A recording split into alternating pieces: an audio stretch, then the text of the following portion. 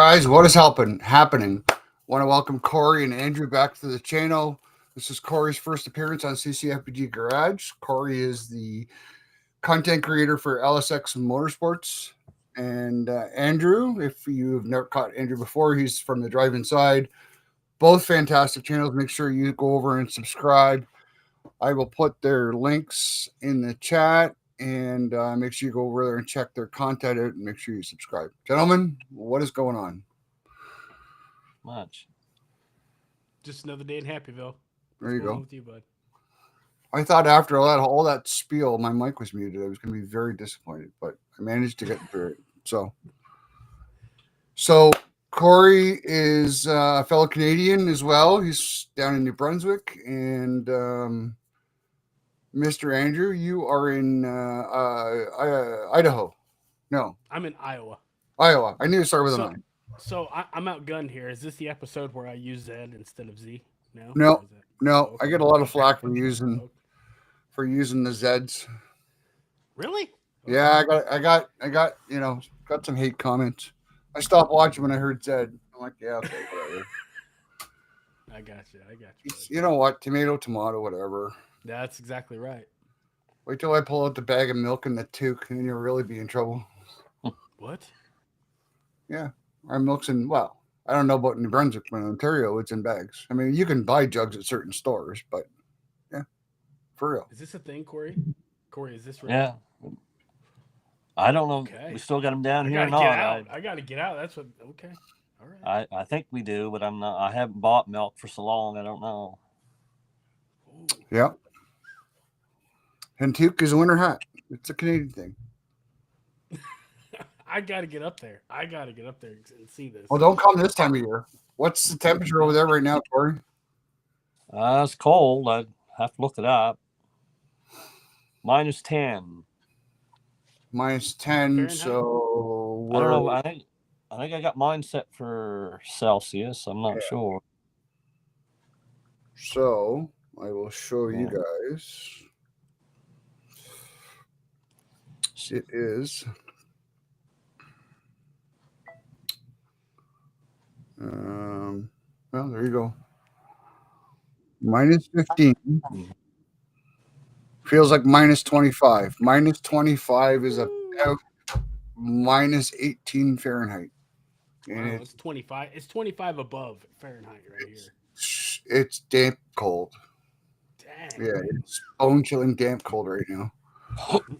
And that's not normal. We're normally hovering around the 0 mark, 30 degrees for you guys and that. So it doesn't start getting really cold until January and February, and then it really quickly changes and goes back up.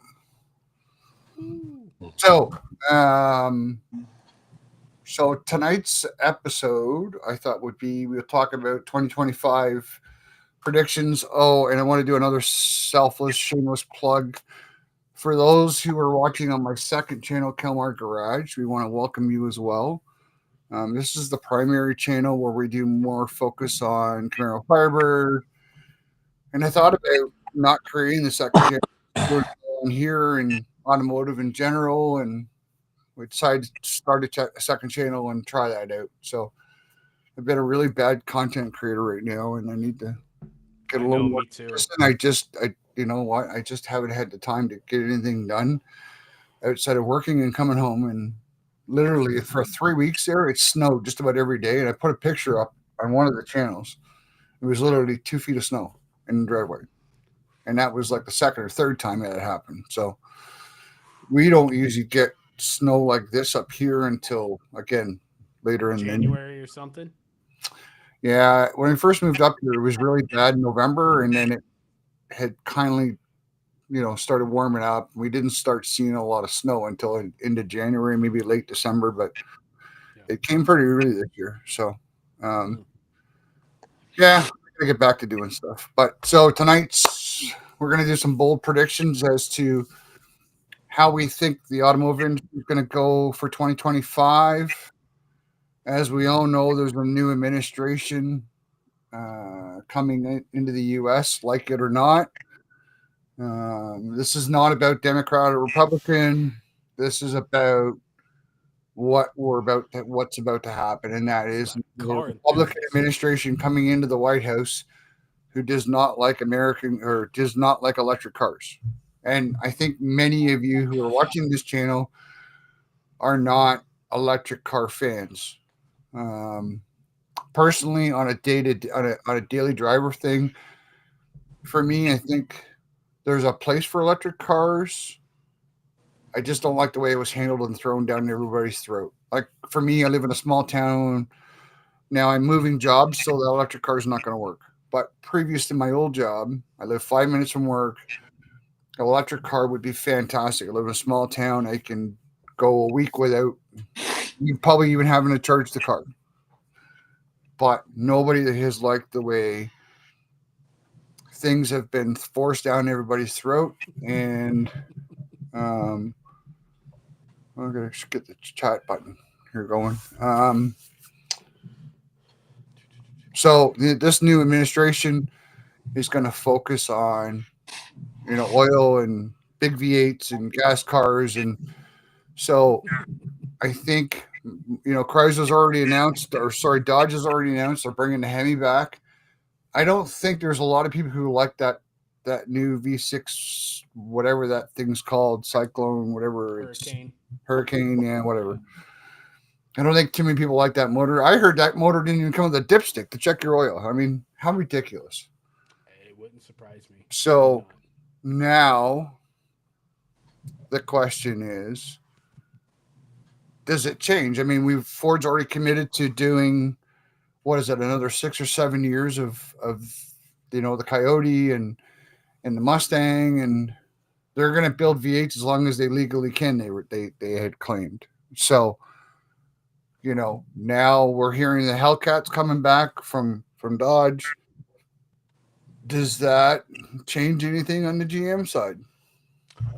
Well, I as soon as I heard Ford saying that they were going to, there was two things. They were going to make the Ford, or they were going to continue just like what you just said, the Coyote indefinitely until they legally were allowed to.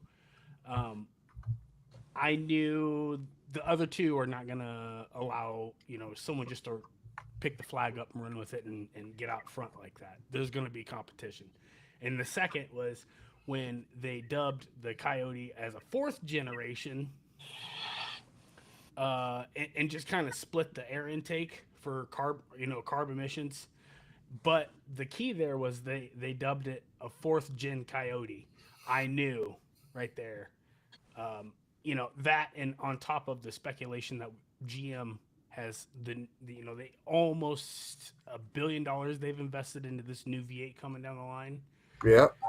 I knew that right then and there. I've been saying it for years. The Camaro will come back. It'll go on a hiatus. Will it in 2025? Do I think we'll get it back? I don't think we'll get it back in 25. But I do think it'll come back a gas engine. I do, but I don't know. I'm sorry, guys. I'm just copying links here and pasting them for you guys. It feels different. It feels different this time. What feels different?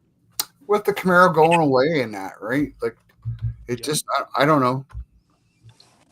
It feels different this time, and I don't know. Saying what? Like, what feels different? It just feels different. Like, there feels like more uncertainty this time than before, and we have the luxury of having history on our side, but yeah, Northwest. Those who are not in the know the same thing they know today, right? Yep.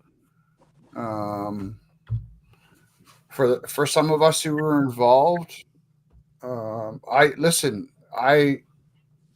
was not as involved as some of the other people I've had on this channel. I found out a little earlier than others, but there was people that knew before I did because they were part of the Camaro team where they brought the enthusiasts and the president and the club owners and all that in before, right? Yeah. Well, I think it's because there's still a lot of people that was in GM. You know, Scott was there, Al was there, and not to take away from the guys that are there now, but they don't have the names behind them like Scott and Al do, and a few others. Okay, Yeah. you sort of knew that there was a possibility that this car was coming back. With all the threat of electric cars and this and that, it just feels more doom and gloom now than it did before, right? So, um, hey, Northwest, put your link up there, buddy. I want to make sure you get included. Make sure you check out Northwest Muscle Cars. Here's another great channel. I was watching him fairly regularly there. He does cruises and stuff and has a lot of good content on there.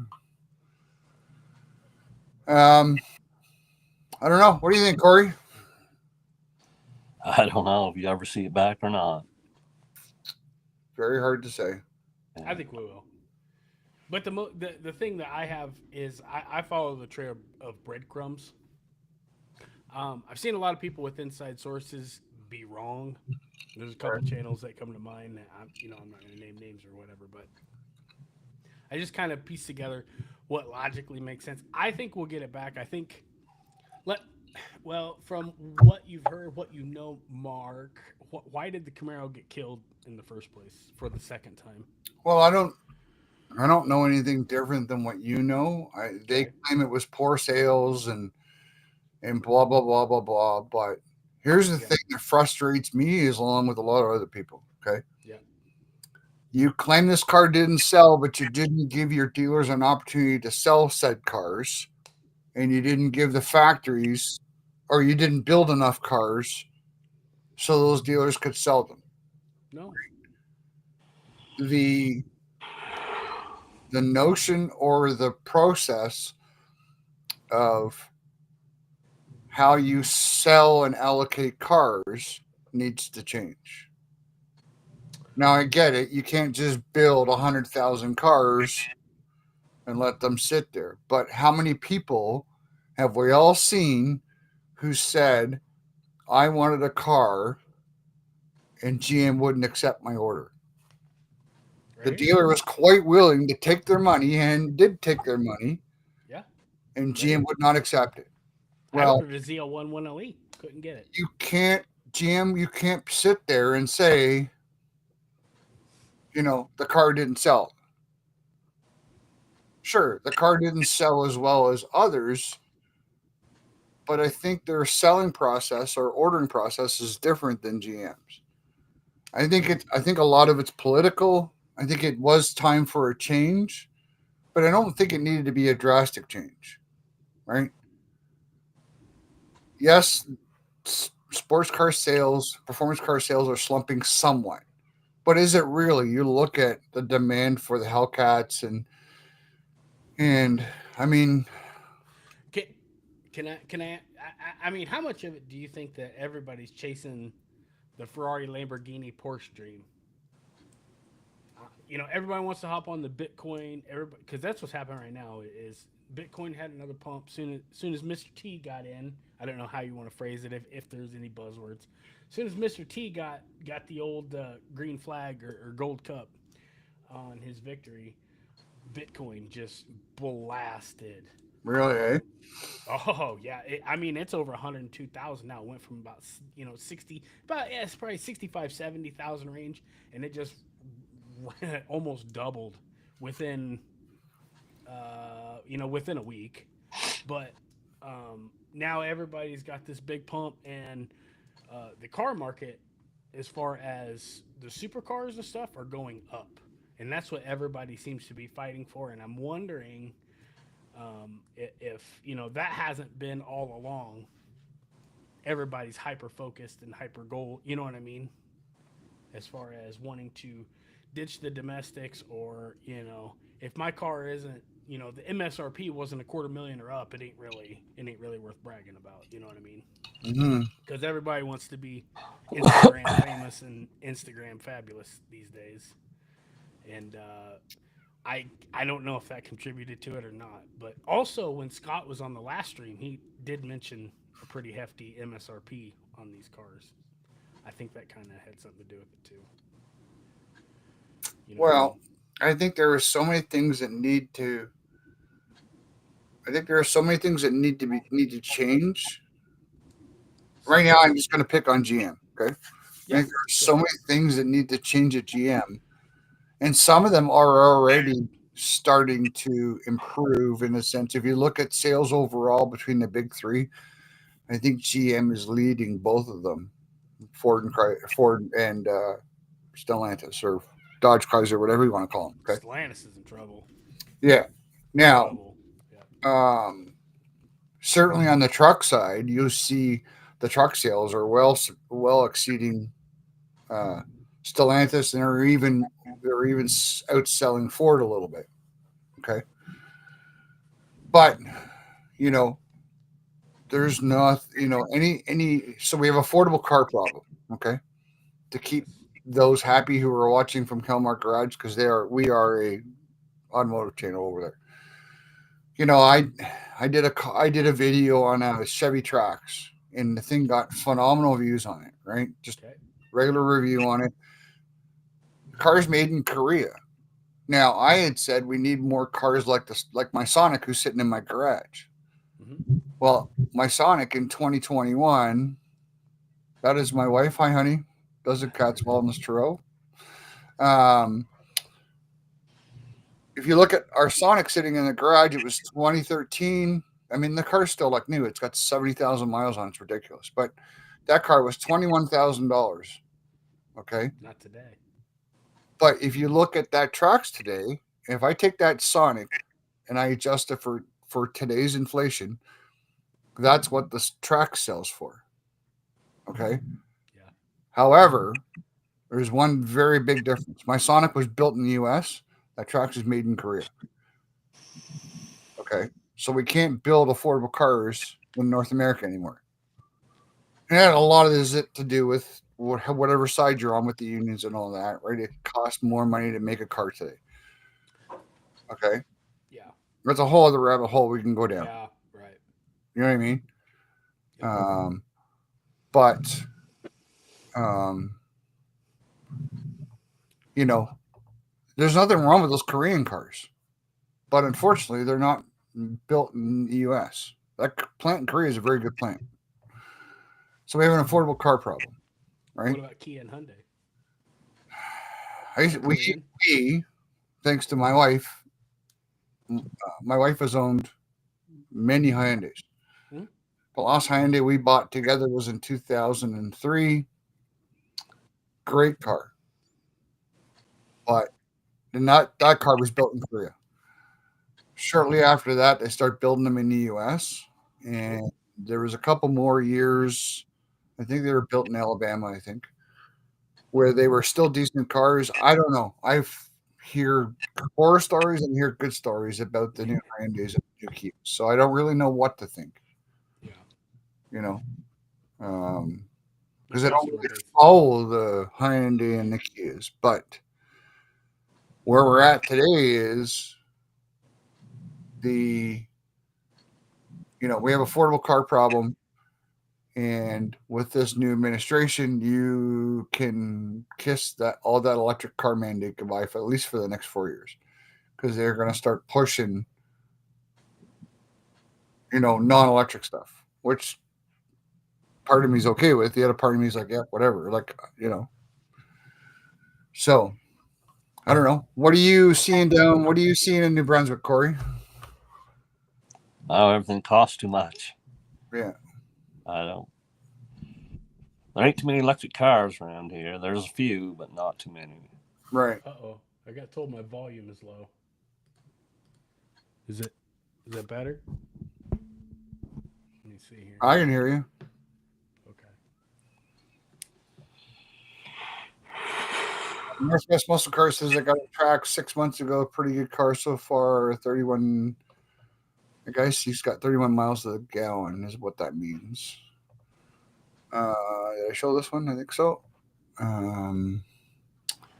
So I don't know. Like it's, I think on the Chrysler front, you're seeing the I think they call him Mopar Jesus. And he's got a nickname like Scott the F-Block father, right?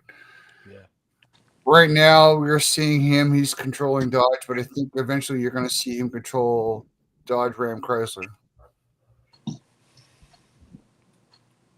Do a mic check there, Andrew. Can you hear me? Yeah, Is it good? I can hear you. It is a little low, but I can hear you. Is that better? I got my speaker set to open end settings, so. So you got him. Okay. Let's see here. Let me try. You can keep chatting. Let me try to tweak with the settings here, see if it gets better.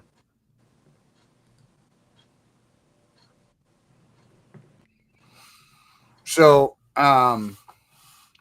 what's the car market look like down there, Corey? Because I'm very curious. I have never been east, never been west. I've been fair amount in North Ontario, and I've been down to the Keys in Florida, but I've never been east or west, so I don't know. What does New Brunswick look like as far as the car market goes? Probably the same as where you are. Just everything costs too much money, in my opinion. Yeah. I want a new truck, but I bought my 2018. It was $40,000. To get a new one with the same options, about $54,000 now. That's too much in 6 years. Now, what kind of truck is it? Chevy Colorado. Yeah. You know what? 54 for a mid-sized truck is a lot of money. I'd like to have Silverado, but about the cheapest one you can get's over 60. So. Yeah. So I have a 2015 F-150. It was my father's. It was brand new. It was and it's loaded. It's a Lariat. Brand new. It was 64,000 Canadian. That truck today is 89,000. Yeah. So it's you can't you can't buy. I don't know that you can buy a plain Jane anything up here for 60 anymore for full size. Like it's ridiculous, right? You get a work truck. Silverado cost you 60,000. And then the dealerships, they don't order them plain trucks in anyway. Anything on the lot's going to be minimum 60 to 62. Yeah. Well, they've literally come out and said it's not about quantity now. It's about profit, right? They don't care about selling, 200,000, 100,000 cars. They would rather sell 40,000 cars and make way more profit. Yeah, but that's not going to last forever. No, I watch a lot of YouTube channels, and I don't go to dealerships and see what they got on the lot. But from a lot of the videos I'm seeing, there's an awful lot of trucks sitting on the lot. Some are 2023s. Yeah. So they're going to have to do something different, and they're going to have to start soon because people ain't buying these trucks. Mm-hmm. They're too much money. 100%. No, I think, it goes back to, up here we're starting to see some 0% on trucks, but you're not seeing, we're seeing 0% on trucks, but you're not seeing any 0% on cars or smaller, less expensive vehicles. Tracks I think up here are 4.9%. Yeah. Right. And I asked the rep about it, and he said, "No, he doesn't see them dropping the interest rate on them because they're selling like crazy as it is. Why would they go to 0%?" Right. So, what do you say, Andrew? I think we're still throttling production, and I think that they're still trying to, put dollars before the customer. And I think that's what's more important to them. Mike, what's up, dude? This is last time I checked out the Colorado cruise control wasn't yeah. Lots of stuff's not standard. Really, eh? Huh. I checked out a work truck, and I don't even think it has power steering. I'm not Could be electric, could be wrong, but I looked at one and it was shocking how much they've went up just within the past few years. You know what I mean? Yeah. No, I think the volume of production needs to pick up. You know what I mean? And I think the price needs to come down, just like you two were saying, in order to get some of these units on the road. Yeah. Well, I think what are you seeing down there, Andrew? I mean, I watch some of the YouTube guys as well on some of the car channels, and As far as what? like what's the cheapest truck you're seeing now? Are you seeing $40,000 full size trucks or If you want a work truck, I yeah think it's like 45 for a brand new one. yeah But just like Corey said, they don't put them on the lot. I mean, there might be one or two, but they're always white. They're always the plain Jane basic, and then right next to it you have $110,000 Duramax. There for a while, our lots were just loaded with trucks. I couldn't sell them. You know what I yeah mean? But much like Canada, the Federal Reserve here, has been helping out. They've cut almost 100 basis points as far as like within the past 3 months, and I suppose it's making lending a lot better. Is my sound coming through better? I just upped your volume a little bit, and I'll see if that helps. Yeah, I went through settings and I tweaked a couple things. So, but yeah, as far as the borrowing, yeah, if they, I mean, I think the barrier of entry is easier to get into these days. But as far as them running rebates or any kind of incentives to help the average consumer get into a new vehicle, they're kind of just like slowly, systematically feeding. You know what I mean? Just do you think that there is a market for rear-wheel drive, like the 300s, and I'm trying to think if Ford made a rear-wheel drive car out of the Mustang. I don't think they did. no, Two-part question. Do you think, I mean, obviously we know there's a market for affordable cars, but is a rear-wheel drive car done, or do you think that, if we all just kind of moved into, are we just kind of looking for performance based or just the A to B car? The second part of that question, right? So Okay. Yeah.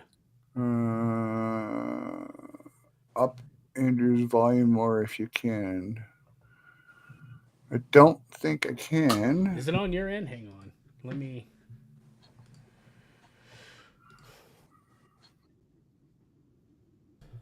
Did that help at all? Testing.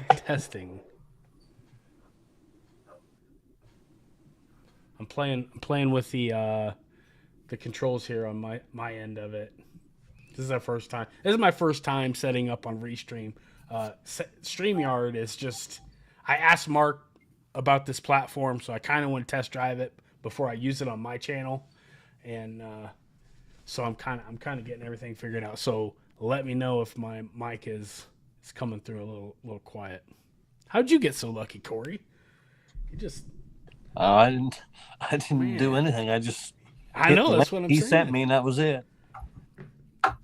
Yours sound better now. Louder. Does it? Yeah. Okay.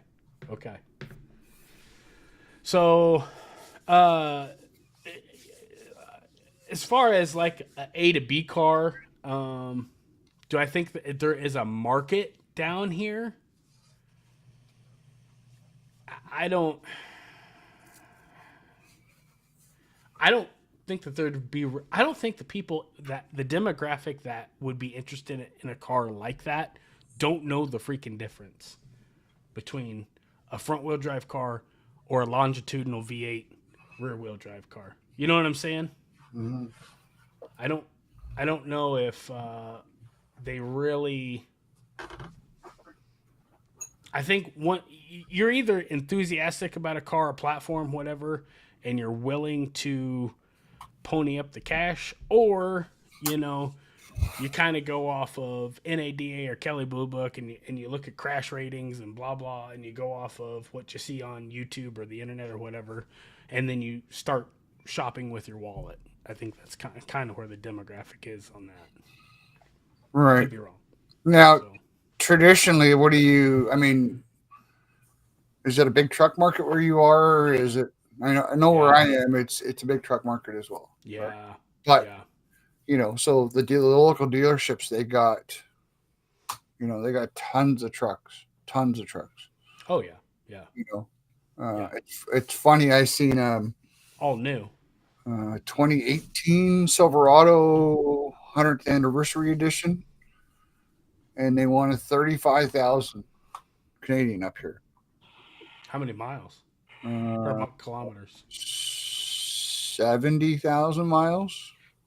Miles or kilometers? Miles. 130,000 kilometers. That's not that bad. Yeah, it is a 100th How much? edition. Wait. How much did you say? 35,000? Yeah, 35,000 Canadian. Yeah, but that's only 10,000 American. Yeah, exactly. Yeah. Now he says, my voice is coming through on one ear.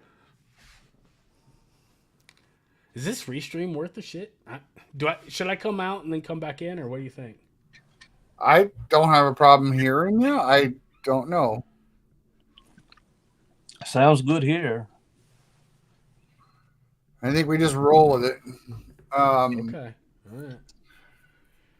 How bad is it, Mike? Tell me. Be honest. No bullshit. So Johnny says, I'd love to see a 710 Camaro non-EV. I would be a buyer. Yeah. And I might be too. I think we're all looking forward to seeing the return of something new that's certainly not EV. I predicted about 2 years ago, year and a half ago, that I thought we would start seeing something maybe in 25, like hint of what a concept would look like. Well, would you like to know what my I heard a source? I heard a rumor. Would you like to hear what I heard? Sure. 2029, there will be the C9 Corvette and that new V8. They're leaving the window open to put that V8 in the Corvette, in the C9 Corvette. And I'm just saying, if Corvette gets it, Camaro's always gotten it. Okay, so I will tell you that one time I had Scott on. Scott didn't know, but Scott said to us, I don't know anything official, but if that car is going to return, we won't see it until 2028. And I thought that was a little long. Sounds about right. I didn't think we'd even hear anything until 2026. I think hear anything. I think that's a little long. You think we're going to hear something next year? I don't know. I think part of me is fingers crossed hoping. Well, and I'm just going to say this. Mr. T getting in office, there was an article written on GM Authority, and I guess Mary had written Donald Trump asking him to not kill the EV tax credits or the tax incentives, because if you could buy an EV, it's priced equivalent to like what an ICE vehicle would be, but they give you all this freaking free money up front, plus they give you tax incentives on the back end when you file taxes the next year. So it really lowers the price of entry on an EV, and a lot of people are going for it, and I don't blame them. You know what I mean? Yeah. So with her asking, well, so it kind of goes hand in hand. It's peanut butter jelly here that with Trump killing the tax credits and kind of making he's not putting in the EVs in any kind of situation or a bad situation. He's just saying let the market play out. If you want to buy an EV, buy a damn EV. If you don't, then you do not have to, which is good. I think that's great. Me personally, I'm just speaking on my behalf. But I know that Mary Barra did go in front of, what was it, Congress or whatever, and she asked for like $5 billion, 4 point some $billion to kill, well, not kill, but go through your gut and retool that Lansing, Michigan, the one that's on my channel, the plant I went up and saw, where I went to go visit my Z01 before I got it.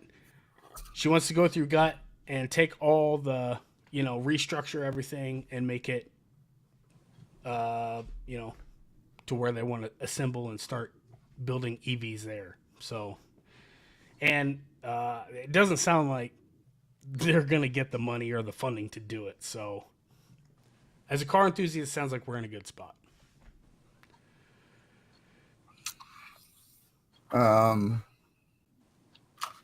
Sorry, I'm just catching up to comments here. Gloria says, I've seen a Monte Carlo concept car, 4-door rear-wheel drive, V6 5.2 liter, 480 horsepower. That was cool. I don't know if it will make it to production. I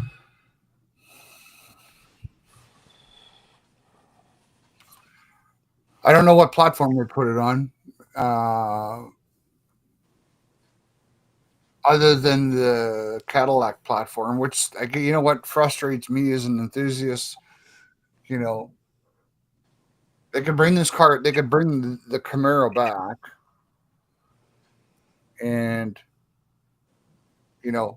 make it look newer, updated, whatever, and put it on the Cadillac platform. They could bring the Monte Carlo back. I don't know. Much I think it would be cool to see. I don't Yeah, know. but I mean, I've heard rumors of Chevelle and Nova coming back, and I mean, it's not. I don't think it's going to. I just don't see it. No. So the Challenger, is it sticking around or is it gone? No, the Challenger's gone. What's the new one? It's a Charger, right? Yeah, it's ugly. Oh, that Banshee. Yeah. Well, they're saying now that they're going to throw a Hemi in it. They're gonna have to do something because Right. I mean, it's hideous. People are hating on it online. I mean, the feedback that I'm getting and I'm seeing is, that's our freaking problem right there. That's because they throw the kitchen sink at Corvette, and we don't even get any funding from marketing. No commercials, no magazine advertisements, no nothing. So, Well, and I don't know because I don't listen. I like that's at least up until C7. I'm not really a fan of C8. I guess it's somewhat cool, but I don't. Anyways, that car's built by hand, and what car? obviously a lot more, and yet I don't know. I don't understand why. I guess because it's the flagship of GM, right? I don't know. It boggles my Yeah, mind. but I mean, we didn't even get color interior options. This thing got down to stitching, seatbelt colors. If you wanted this, sticker packages. I mean, the Corvette, it'll take you probably a half hour to spec one out if you want one. If you know what I mean, depending on how much detail you want to go into. Kind of like how the 5th gen was. The 5th gen, at one time you could, maybe Camaro Corvette. maybe not so much the early 5th gens, Okay. but the later part of the 5th gen Camaro. I mean, if you can find a 14 or a 15 with that navy blue leather interior, that's a pretty rare interior. Mm. Where they started to go outside of the box in the later part of the 5th gen cars, right? And add all kinds of stuff. You know what I mean? But so, can I ask you this? How much of it? Well, I'll ask both of you. How much of it do you think that they killed Camaro off to reduce their EPA restriction for the carbon particulate per mile? restriction. I think an awful lot. That's kind of where I mean, honestly, that's what I think killed it. I think that if Obama had not put this in place, eons ago, I don't think we would be in this position at all. I think the Camaro we'd be sitting here streaming about a 7th gen, to be honest with you. But I think what GM needs to do is what Ford and Dodge are claiming they're going to do or are doing, I guess. Maybe not right at the moment for Dodge, but Ford is. I'll agree with Ford. Come out and said, you know what, just buy the damn credits. Let's make something exciting. Yeah. You know what I mean? Dodge is going to start doing that as well. Yeah. Right? What's going on with Dodge's CEO? Did he finally jump ship? No, they canned him or he quit or whatever. Oh, sucks. And so the guy who was running this Mopar Jesus guy, I can't remember his name. It eludes me for Tim Kaniskis? Yeah, Tim Kaniskis. Okay. So he's running Ram right now, but he's going to come back. They say that he's going to be running everything under the Dodge Ram Chrysler banner eventually. Yeah. They should have accepted what was it? The great grandson of the founder of Dodge. They should have accepted that offer and sold it to the great grandson and let the great grandson rebuild the. But it's just my opinion. Yeah, I don't disagree. I don't think I think that would have been a cooler comeback story. The chairman Jim Elgin or whatever his name is of Stellantis is not a stupid man. Yeah. They threw a lot of money at Tim to come back and run Ram and have a game plan for that man. Right? I mean, he was in charge of making some fantastic cars. Right? So, whereas the dollar says $40,000 to $50,000 Camaro versus $100,000. Yeah. That $100,000, how much you think that new ZR1 is going to MSRP for? I'll bet you it'd be $225,000. Oh. I have a subscriber. The dealership made a deal with them regardless of what the MSRP, and they sold it at $275,000. I have a customer at work who wants to buy one, and he talked to the dealer, and they told him like 5-year waiting period up here. Like, that's crazy. So why aren't you guys just buying them down here and then drag them up there? Because we can't. Can't do it. Against the law. Against the law? Yep. Yep. Yeah, we cannot buy a new car and bring it and export it up here. What about, like, how are they getting those R34 GTRs in? Because you guys get them in way sooner than us. Well, there is a way to do it, but it has to be like, I think you could export a demo up into Canada because a demo is technically classified as a used car. Oh. So it has to go from the dealer into somebody's name. Once it goes into the first person's name, it is then deemed a used car on both sides of the border. Weird. Okay, well, hey, demo the shit out of all of them. That's what I'd be doing. Looks like Mad Dad, and where's the Mad Dad says $200K at least on the ZR1, and where's dollar says 200 to 250K. I think those are right. 225 is my guess where we're at. Yeah, I would imagine 100%. I mean, they sold for, what was it, starting 130, and I think you could spec them all the way up to like 175 down here USD. And there was still a waiting list. So, you know what GM's thinking. It was just like, oh, okay, well, if they're willing to stack 10 deep out the door for 170, I don't, especially for over a 1,000 horsepower car on pump gas with warranty, I don't think that they're I don't see them being too shy asking for 200. No.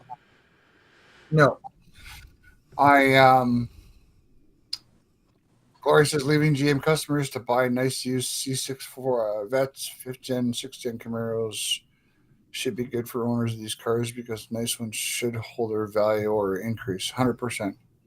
Yeah, I think so. 100%. I have. Go ahead. Sorry. No, go ahead. I have a new personal rule. If the car comes factory with GPS, turn by turn GPS, I don't care how rudimentary or archaic it is. I don't want it.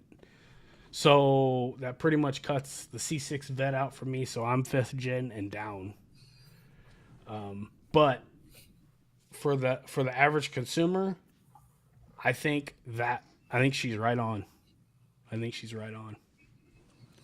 Lots of old dudes with money. Yep. C6, I think. C6. When did C6 end? 2013. So 2005 to 2013. The OnStar and C6's legacy now, too. You were saying something about that OnStar legacy. It's not being tracked or whatever. No. Man, I don't know. I can't. I got a 2002 Grand Prix GTP supercharged. Yeah. And that's my commuter car while I'm shopping for something right now. And I'll tell you right now, everybody thinks that I'm born with the silver spoon in my mouth. So I think this next one, I think I'm going to start with something a little bit rougher and kind of give people the process of going from bottom to top. Just a little tidbit. Just want to say that. Sorry, one sec.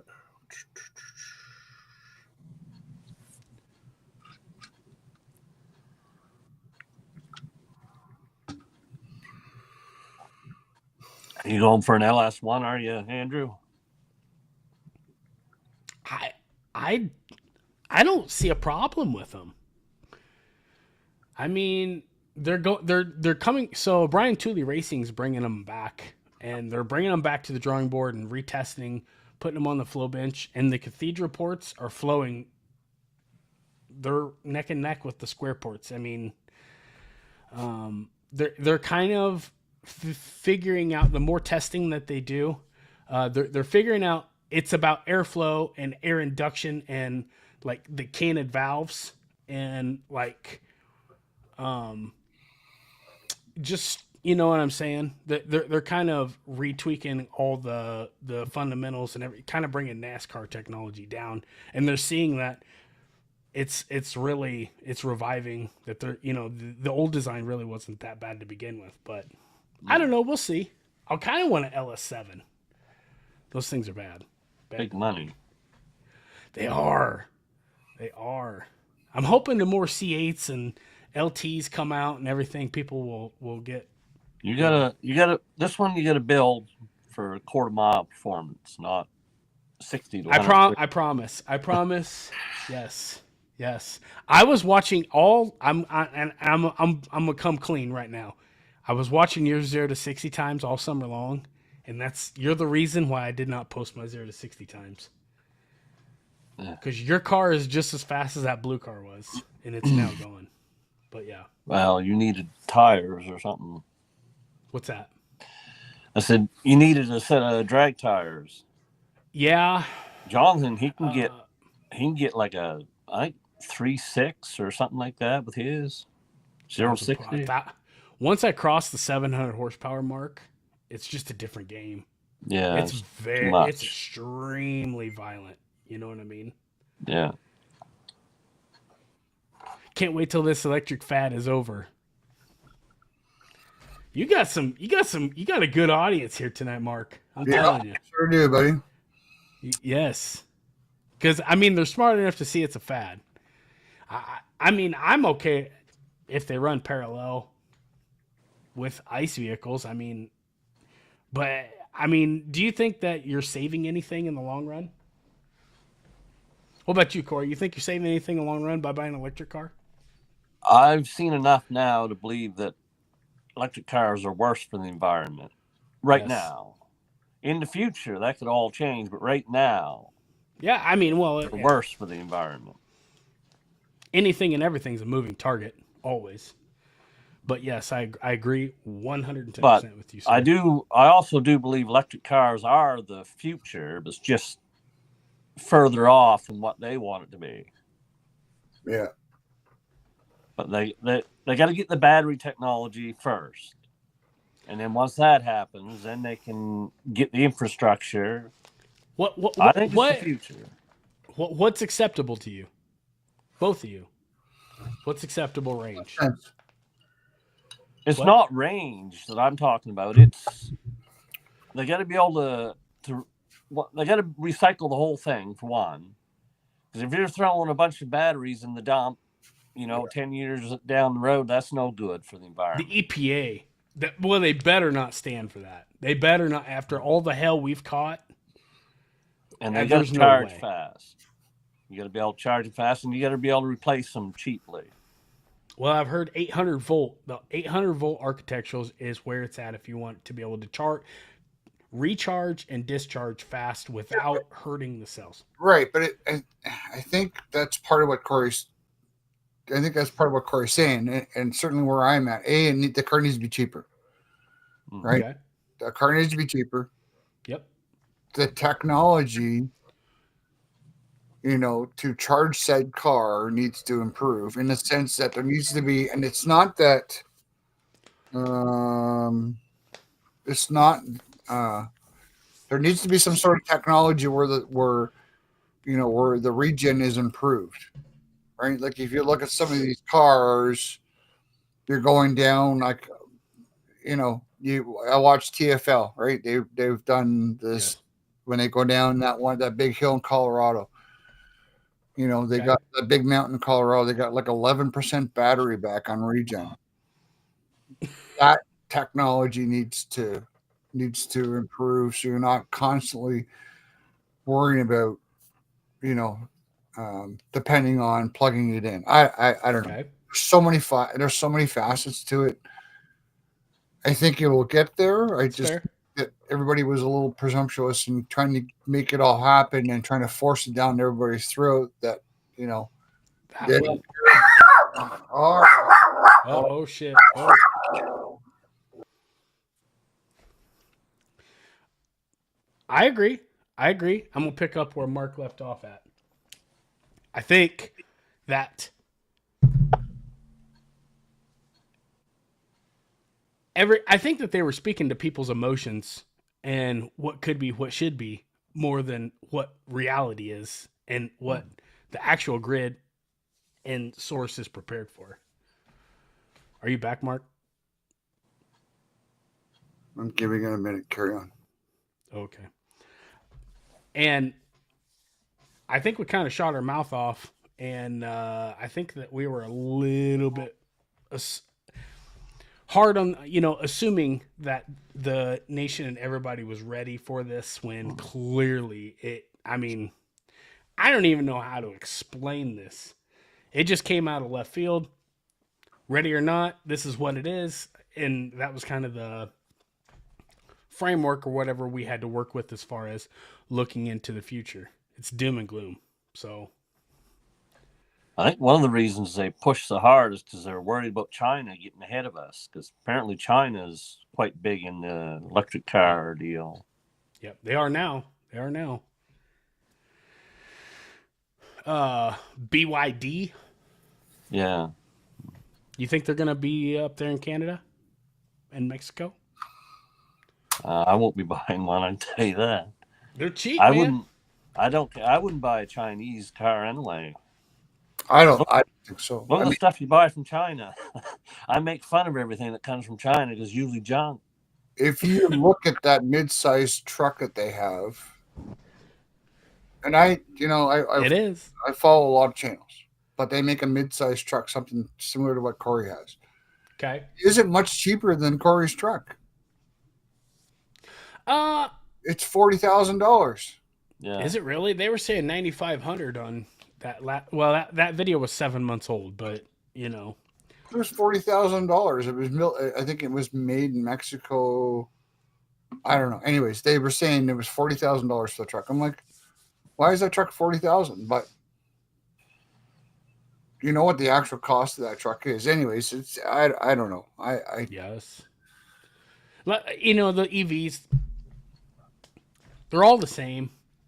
They're all going to have the same feel. They're all going to have the same character. They're all going to have the same sound. It's a skateboard, battery, motors. I don't, as far as the enthusiast side of things, I think it's going to be downhill quick. Everybody I talk to that have them say they're fun to drive, but if you take it to a track, it's like the most boring thing to watch. I haven't personally witnessed this myself, but I can't help but I think that they're telling the truth. Well, that's where I think a lot's going to change next year. In this, What? Well, you know, with the EPA and the environment or the emission laws, right? I think the emission laws were way tighter than they should be, Oh my God. right? Yes.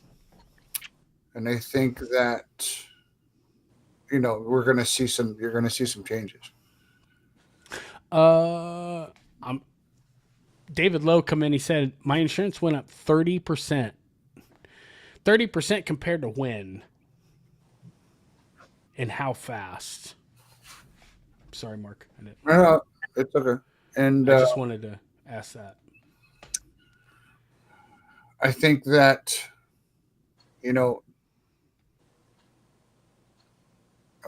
I think some of this is going to change in the sense of Dodge is bringing back the V8s, and even with Ford, I said this in a previous stream. Ford is their dealers want to buy V8 option trucks, and they can only buy so many. They have to buy more EcoBoosts, 2.7s, 3.5s, Power Strokes before they can get. They have to buy so many 3.5s and 2.7s before they can buy. How pathetic. How pathetic is that?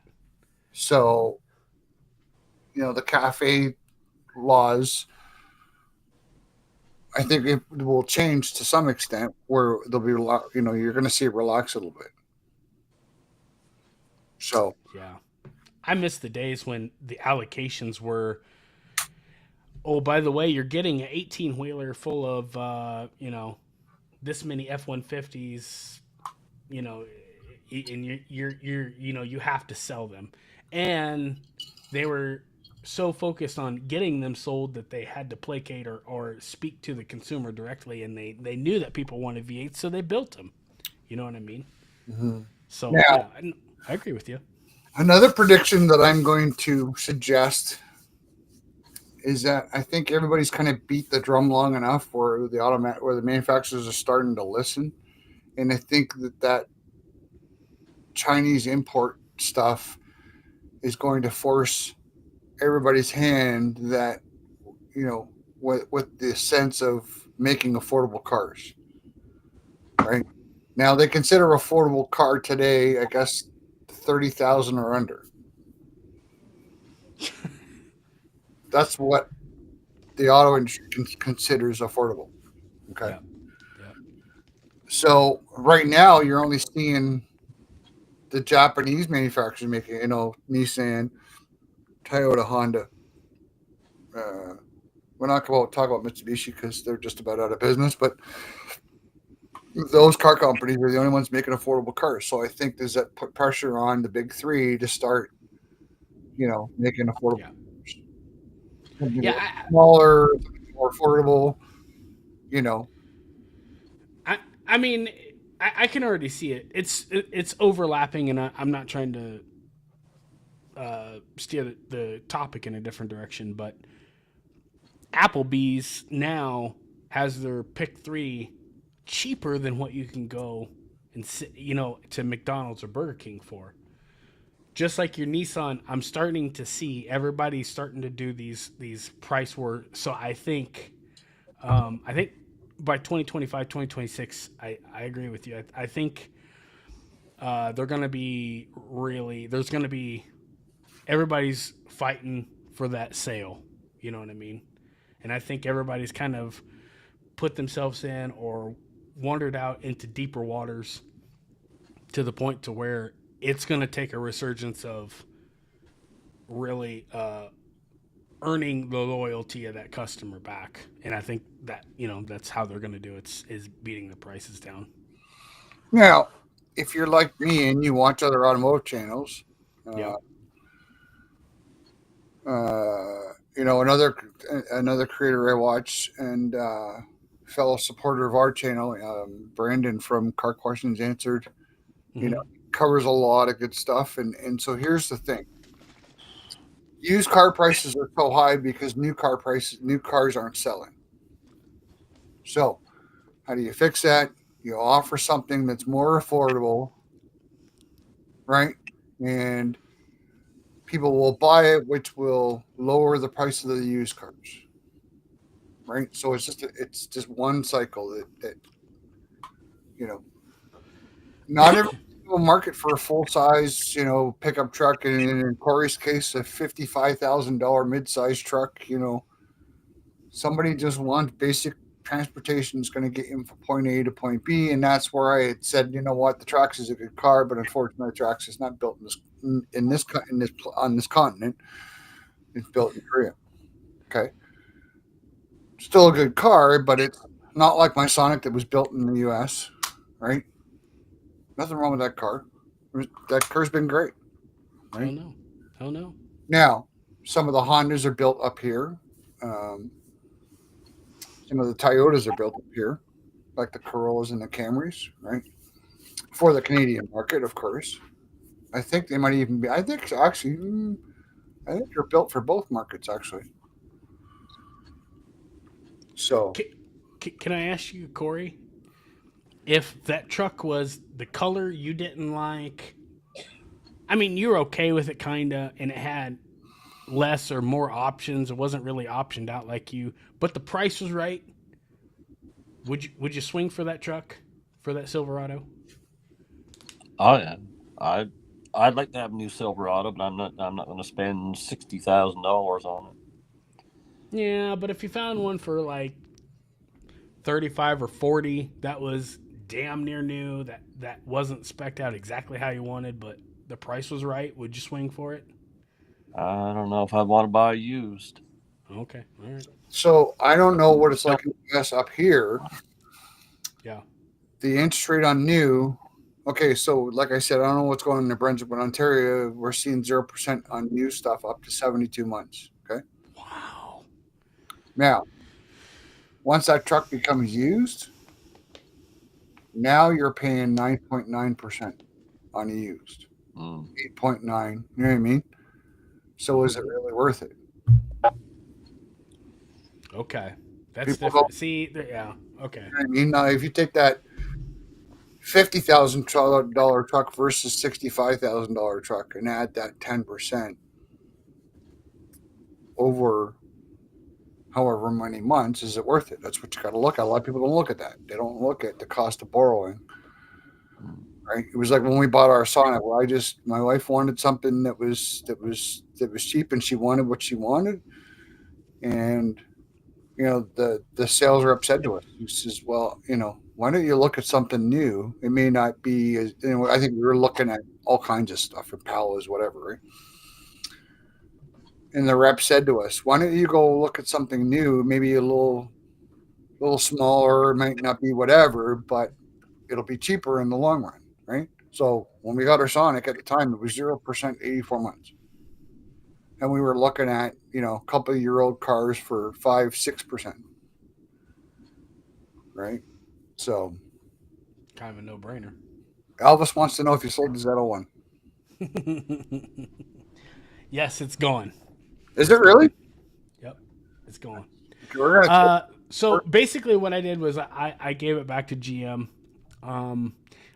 I've had businesses in it before, and people piss me off. I don't have the patience to stand here. $85,000 is a lot of money. And once you cross, there's a weird effect. Like your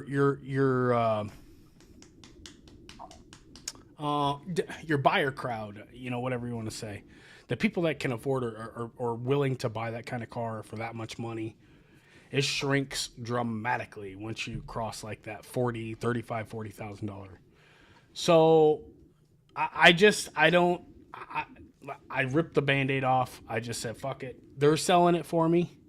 So I sent it off, and they're gonna sell it, and then it's gonna end up probably at another dealership somewhere. So I'm just waiting to hear back. Probably next week I'll get a check for the residual, because I was in the black pretty good. So I should we'll know next week. But yes, the car is gone. No shit, eh? So we could talk about the second part of Plan B. And I think Corey and I are probably going to agree on what should be next. Maybe not. Plan B. What's Plan B? I have a funny feeling Corey and I are going to agree on what Plan B should look like. For me? Yeah. Oh, shit. Okay, here we go. Right? On 3. So, where's the dollar? Says luxury brand Infinity. US dealerships. Yeah. Oh, really? I mean, they're a Nissan anyway. Bye. See ya. And then my lovely wife said, and if the tariff situation becomes a reality, how affordable would it be? I was holding on to Kelly's comment because I wanted to talk about this. Yes. And this is a bit of a sore spot for us Canadians. Now, I know, you know what? Listen, at the end of the day, like we talked about in the green room, right? Are we going to do this or Plan B? Which one? We're going to do Plan B later on, but okay. I realized that the former president, the president-elect, talks a lot of shit. Okay. Yeah. But, and I should probably see if my wife wants to come join us, because my wife she's a superstar. I love her. She deserves an award for putting up with me for 25 years. Wow. I haven't done nothing for 25 years at all. Wow. So he's made comments about the 51st state and, Canada being the 51st state. Okay. One thing that I don't think that the former president understands is tariffs. Okay. He complains that, Canada's into the U.S. for $100 million and blah, blah, blah. And so, of course, our debt Shit's about to get real. higher because you have more people. Okay. But he doesn't want to start playing tariff games with Canada because of Canada holds a lot of cards in the commodities, department. Now, we're not turning this into political, but, say, back to Kelly's comment, that 25% comes in, how does that change things? I don't see it personally. Here's where they're explaining it to us down here. The rising tide raises all boats. So it's going to do nothing but equal the playing field. If China wants to come in with their BYD down here at 9,500 and Chevrolet is here at 30,000, then they're going to tariff the shit out of that to bring it up to be like, do you really want to buy that Chinese car, or right. Do you want to buy it? You know what I mean? And they're going to scoop. They're going to slice off that the top dollar. And they've got a pretty good plan so far as like repaying our deficit, because we're in debt like a mofo. So David Lowe just said Honda wants to merge with Nissan and Mitsubishi. And with the tariff deal and everything foreign coming in, this is what I have a fear of happening, because it's just going to, I think if everybody has the same damn thing, everybody will have the same car. And I think that's kind of different flavors, and the diversity in what we have now is what I think makes this hobby or enthusiasm fun. You know what I'm saying? So I just wanted to touch on David's comment there. And I don't want to get a Yanko because I'm not a collector. I want to beat the hell out of this thing. Smoke tires, burn gas, break it, fix it, go. Well, again, we're going to save the part B till near the end of the show. Okay. Um, Oh, that's right. Yeah, sorry. Welcome, everybody who I haven't addressed yet. Merry Christmas to all of you. Thanks for joining us. Yes. If you just came in, we're talking about 2025 predictions. Some of it we're going off onto the left field and right field here, but that's okay. With me tonight, I have Corey from LSX Motorsports and Mr. Andrew from the driving side. And really appreciate all their support and coming on with me tonight. So absolutely, we're just talking a little bit of car talk before Christmas and trying to figure out what we're going to see next year and everything that's going on with, the incoming administration in the U.S. and how it's going to affect us in Canada and how is it going to affect the automotive industry. So Gloria says, I had a 2002 Silverado 5.3, and man, it was a great truck. Yeah. The great truck, the problem with the O2s and all that was the body would rot off of them. But yeah, they would, I think O2 rockers, cab corners. Yeah, I think O2 into maybe 04, the quality was still there. Listen, my 07 Avalanche, okay, had 460,000 kilometers on it, which is about 255,000 miles. It's, it sounds, for us up here, I think it seems like everybody's got a truck with 250K on it down in the US, but up here to have a truck with, that kind of mileage on it, original motor and transmission, it's a pretty good, it's a pretty good thing to have. And it's an accomplishment. Yeah. You know what? That truck had been through a lot before I bought it, and it still ran really good. So I hate to say that the quality kind of took a nosedive after maybe 03, 04, but maybe it didn't. It came back up. I don't know, but it's certainly not what it's not there today like it was in the past. I guess was my point. So, God, I want to say a bunch of stuff right now. Well, what? Go ahead, buddy. What? No, I'm not disagreeing with you. I'm agreeing with you. That's part of the reason why I'm going back in time, because I don't want to pay $2,000 to have a car on the road that I don't feel is, you know what I mean? Like, we had an era through GM where it was like awesome. Like, they did it really good. They nailed the engineering down. And then it just seemed like, I don't know what happened, but everything got cheaper, slowly deteriorate. You know what I mean? Yeah. And yeah, I had a 2008 Silverado and I loved the truck, but the metal felt a little tinny. The plastic was a little chintzy. You know what I'm saying? It was. Well, Andrew, some would say that 2002 that Glory owned. I had a 2002. I love that truck. Cheap in comparison to I don't know. What do you think, Corey? 95, 97? That era. Oh my God! Before the body switch in 99. Some people would say that the O2 was a step down from the pre-2000 era, right? Yeah. But you look back to, I don't know what's going on down there, but up here, the Cat Eye Silverados, they bring money with Duramax diesels in them.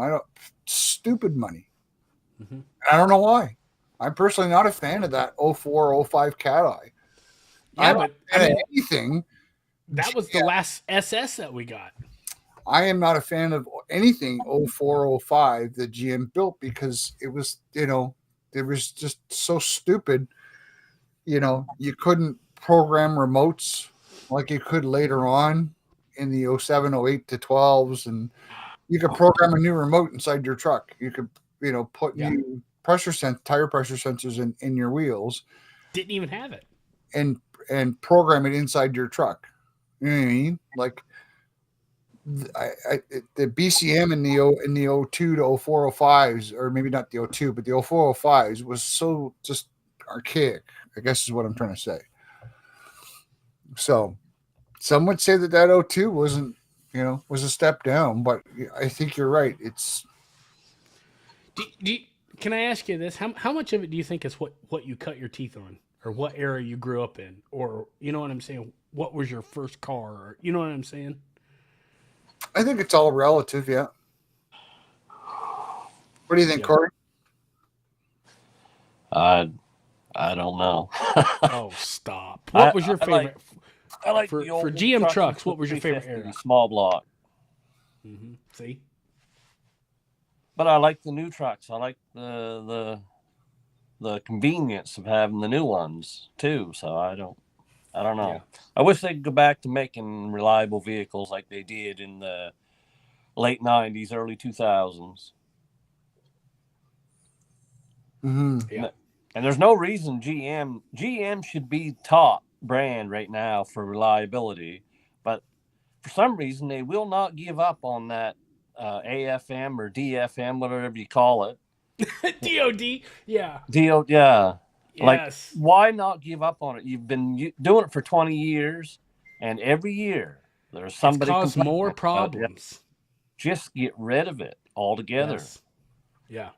A pushrod V8 today should never have any issues, really. Yeah. I mean, we're rounding the base at what, 75 years? Yeah. You know what But I mean? we know that 5.3 design, that engine, that's a good engine. There's no reason for it to ever have any issues.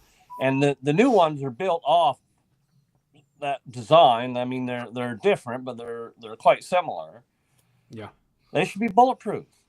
Yeah. But they don't want to give up on that. How much fuel would you actually save? Yeah. How much? It can't be much. Dude, I'll tell you right now, my 15, sorry to interrupt, my 15 Coyote has no AFM, no DFM, right? It's double overhead cam, right? And I probably I'll convert it for the guys in the US. I probably get close to 700 miles to a tank of fuel. Yeah. But that's a good engine anyway, isn't it? They don't have any reliability issues, do they? The Coyote? Not really. No, the later 18 to 20s had some, but the 15 to 17 was pretty good. And I was going to say, what I was going to say about the GM is at least it's still a pushrod engine, Yeah. But even Fords have gone to cylinder deactivation now. Yeah. Like it's if you can do it without having issues, that's fine. But GM, for some reason, in 20 years, they haven't been able to get it right. Because you hear complaints about every GM V8 from 2007 all the way up to 2024. Yep. So, I mean, after a while, you should just give up on it. If, there's even supposed to be a class action lawsuit or something against them over it. I think I heard something about that. Sorry, I mean, if caught up on if you're trying to get caught up in some comments here. Carry on, Andrew. Rewind the stream back about 30 minutes, and what was Mark and I talking about? I think it's because of the EPA. Yeah. Because even today, they will not give up on the skip shift 1 to 4. Like, what the fuck, dude? You know what I mean? Like, they're claiming they are going to the mat to the death, saying that improves your gas mileage. So, the cars, the factory stick cars come with skip shift, even to the 2024s. So, but yeah, I'm with you, bud. I'm with you. The DOD was a bigger issue because they were saying something about with all that unburnt fuel, there was a lot of oil causing that lifter to collapse or something. And then the lifter or the push rod would get bound up, and the camshaft, it was bad. Breaking camshafts, and yeah. But to this day, they still have trouble. Yes. Yep. Now, here's my question to you: do you think this new? Because in 2025, I predict that we will be hearing about GM's new V8. I just don't see them pushing this off for any longer duration of a time. But do you think that 6th generation V8 will have it in there? But Probably. I don't even know nothing about it. I haven't done no research on it. I don't. Well, they haven't even talked about it. They just said, They just committed. hey, we're coming out with a new V8. Yeah, it's probably not push rod. Ooh. I can't see them coming out with a new push rod engine. It's got to be overhead. If they come out with the DOH, if they come out with the overhead, Ford is done. Ford's done. Ford's done. I have to make a Ford's pit. done. That little five. What's that? I said I got to make a quick pit stop, so just carry on. And I'll be right back. Okay. Yeah, I think for. I mean, don't you think? Well, no, Ford's doing all right anyway, ain't they? I don't think 5 liters is enough displacement. Oh, you mean performance wise? The Coyote, yeah. I mean, if GM comes up with a 4-valve dual overhead cam like they did with the 90 ZR1, I think. Problem is that is literally what's saving Ford right now. You take the Coyote. One, they got port injection, direct injection, and port injection factory. It's kind of an issue that they rely more on the port than they do the DI. But anyways, that's beyond the side's point. But it's a great engine. What's that? So that Coyote engine is a great engine. 5-liter displacement. It was running everything that the 6.2 would run. Can you imagine a 6.2 DOHC 4-valve?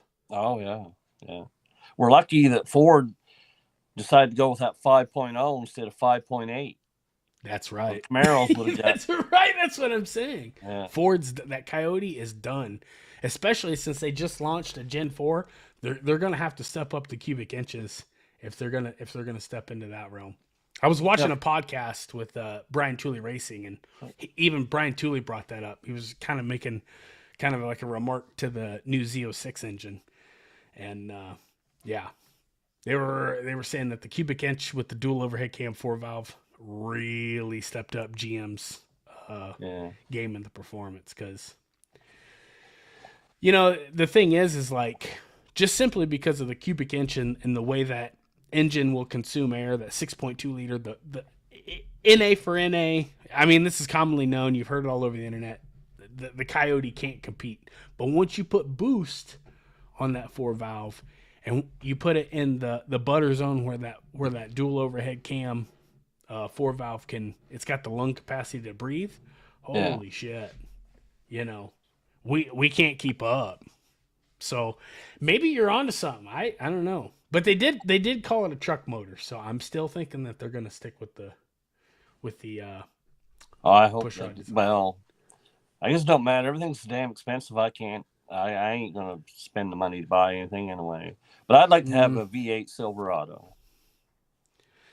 I like the new power plants. I don't like the CAN system of which the car runs on.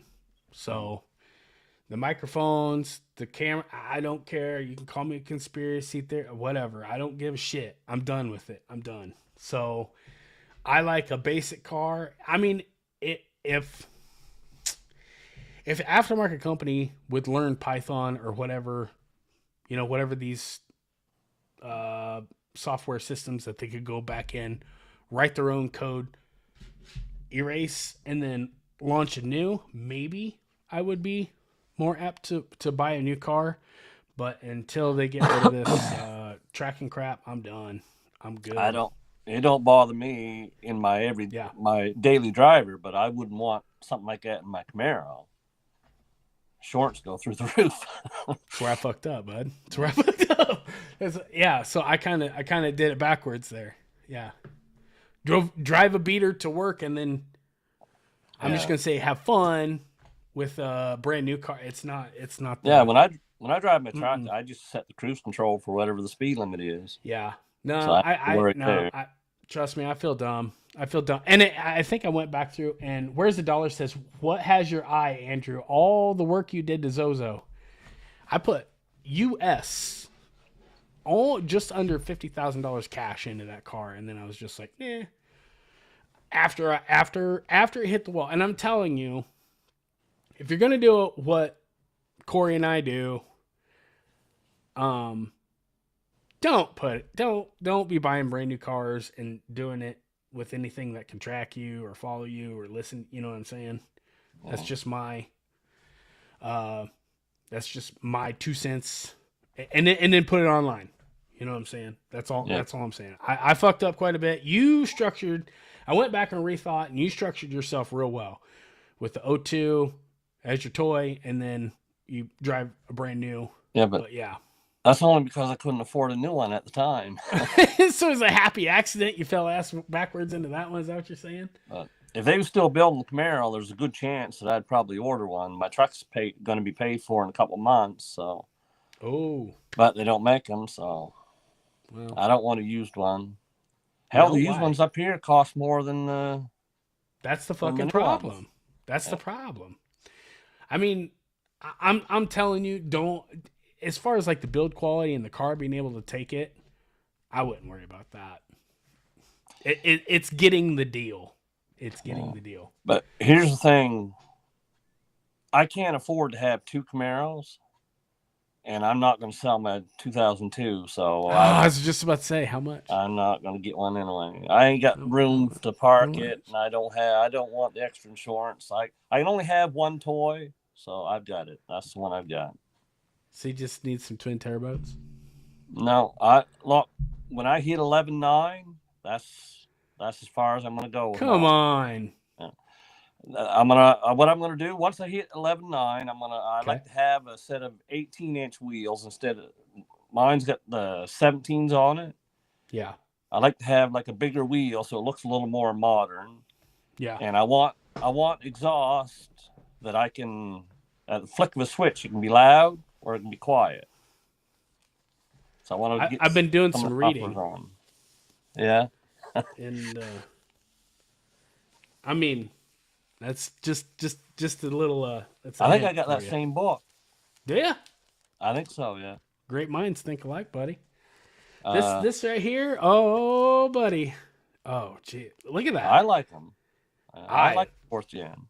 Are you shitting me? That is the car. Yeah. I have some bad friends that are influencing me to. Oh yeah.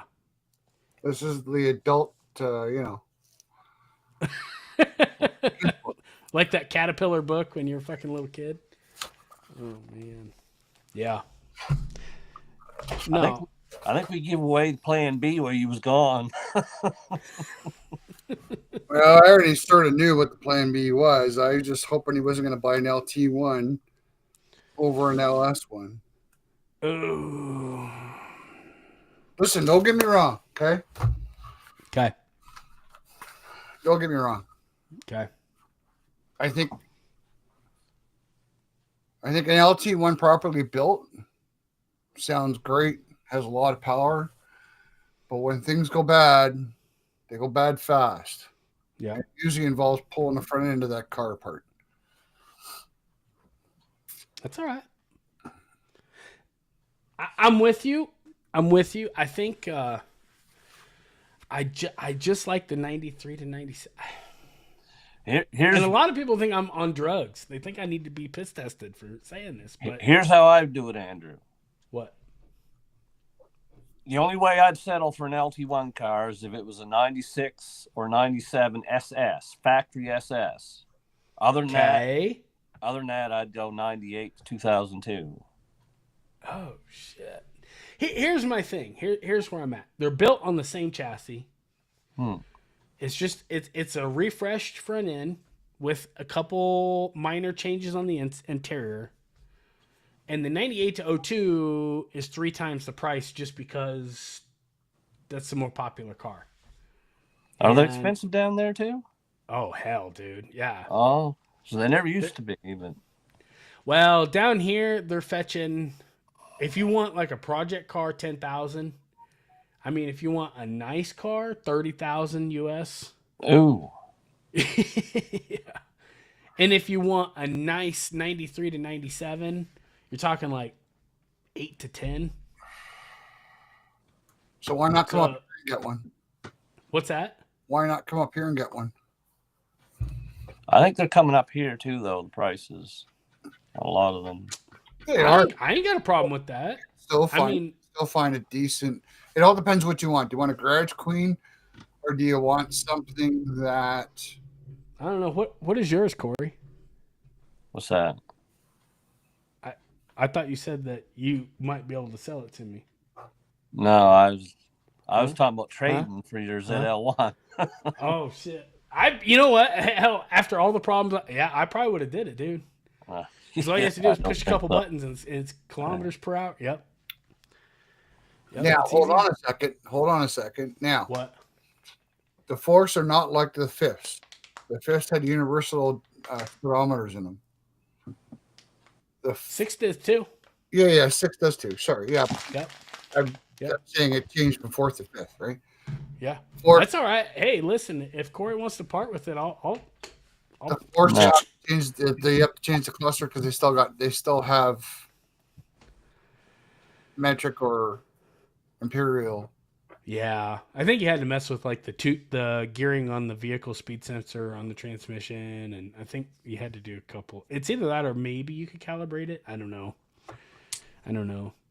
But as far as like Camaros, that was like the. I hope you keep that thing forever. You could almost buy a fifth. Well, okay. And I'll be honest with you, I want T-tops. You could almost buy a 5th gen for the same price as a 4th gen. Yeah, but I don't want a 5th gen. I just don't. I don't want the GPS. I don't. Yeah, but the GPS is I know. GPS I don't is trust it, legacy. man. GPS is legacy in the 5th gens now. I'm gonna come down to this. This will be the only thing following me. I don't disagree with you. Why I like the 5th gen is because of it just handles so much better. Oh yeah. Yeah. Now, Yeah. if you're going to do what we talked about offline, Yeah. in the sense you're going to take it to the track or you're just doing whatever, Yeah. I don't have a track around here. force will stand up a little better to it. Whether What? swap rear ends because they have a solid axle rear end in them, right? Yeah. Now you can, if you like the 93 and 97, you can put a 97 front end on a 98. I just don't. You I can mean, I like the. front end. I like the way a 93 and 97 looks over a 98 to 02. I do too. I like the 93 to 97 Yeah. better. But And you know, people just think we're crazy for that. I've owned both, and I can tell you it's a lot easier to go fast in an LS1 than it is an LT1. I'm not saying the LT1 can't. It can, but well, how hard could it be to pull the LT1 out and put an LS1 in?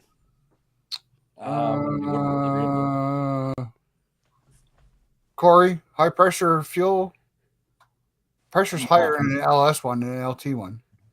I don't think so. No, it's the same. Yeah, it's pretty much. I mean, you buy the control, the harness, the ECM, the motor, and you buy a cradle. No, but here's the thing: if you're going to do all that kind of work, you may as well. You can make an LT1 run just as fast as an LS1 with the right cylinder heads and cam on it.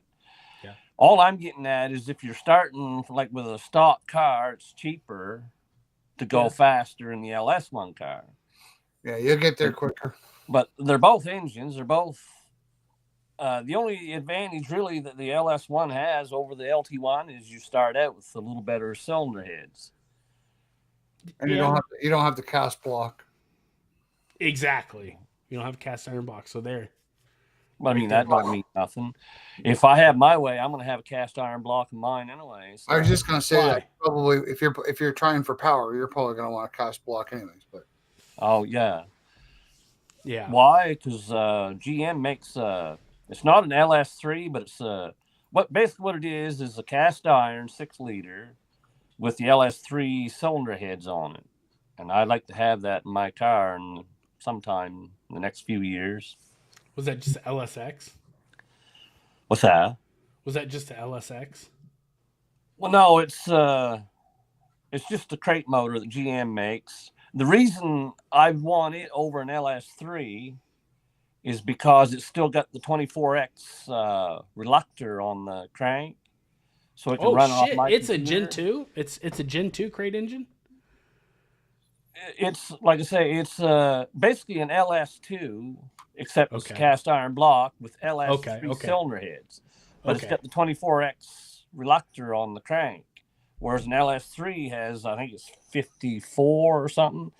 My computer won't run it, so I'd have to upgrade my.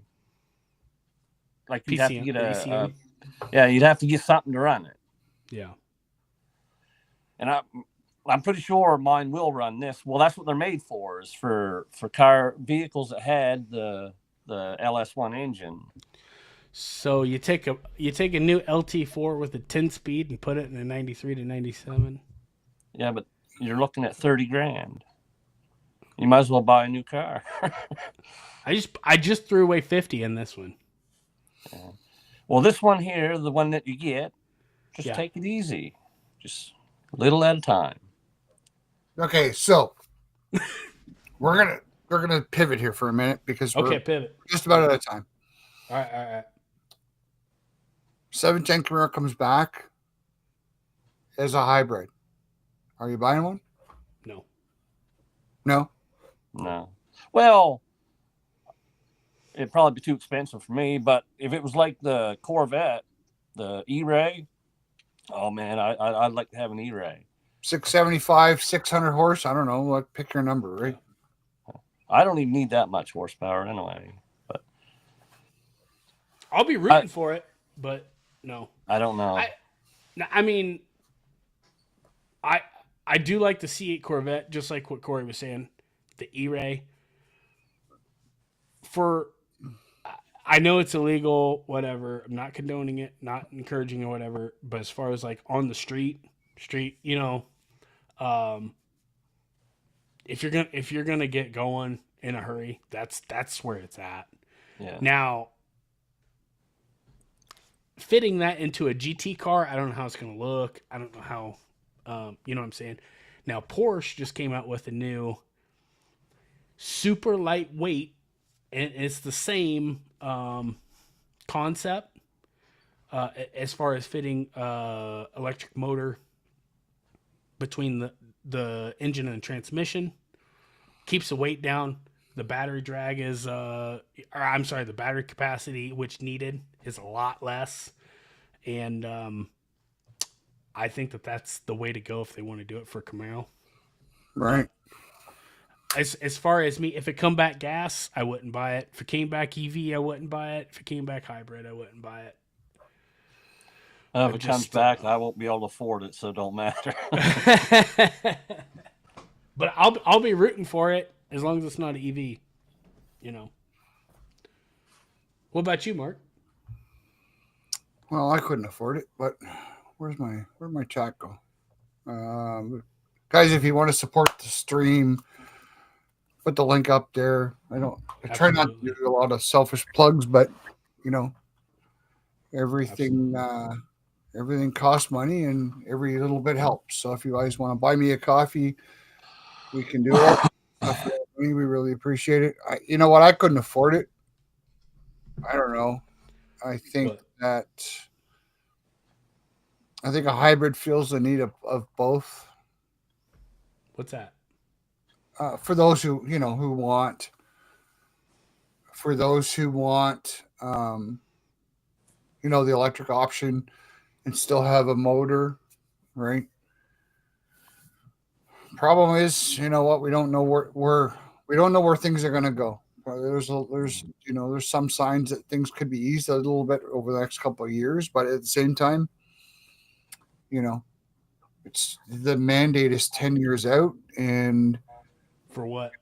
For the 2035, where they want to.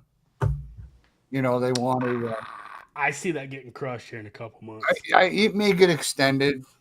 Listen, they're not going to come get your cars, right? Correct. And you think about how much has changed in the previous 10 years. You think about how far we've come, right?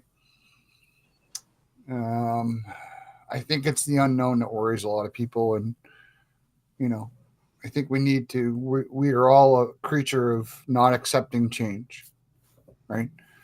If all the planets align and as the technology improves, you look at TVs, right? When the fancy TVs first come out, they were $3, $4, $5,000, right?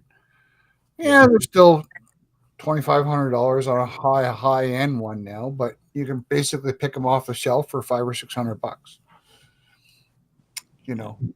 So Down here when these plasma first kicked off, it was $10,000. I mean, and now they don't even offer a plasma, and you can get them. I think you can get one shipped to your door for $189, $200 now. You know what I mean? right. What do you guys in the chat that are still watching? What do you guys think? Would you guys support a hybrid Camaro or a hybrid, performance car? Oh, it doesn't matter what they say. GM's not gonna listen. Well, No, I'm just kidding. I'm kidding. I'm joking. The E-Ray is in its own league, right? So, What's that? What do you mean? No, I'm saying for price wise, right? But if they could make something that was somewhat affordable or more attractive, would it be worth buying?